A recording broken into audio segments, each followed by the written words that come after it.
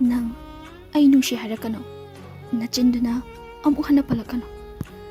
Wahai adubu taningde. Launamba nanggi wahai amuk hana ay. Aybu nungsi beira. Ha, aybu nungsi beira.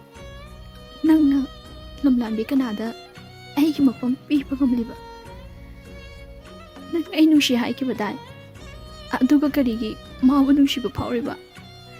Aygi nungsi babu karigi ubitriba. Ururoi khana udrira. Natraga usinadrira. Nang lamlambi kanagi oikrani kalubada.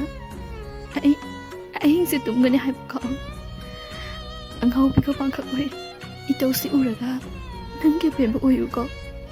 Punchi chupagi oina namit pena hingma ngabo oyu ko.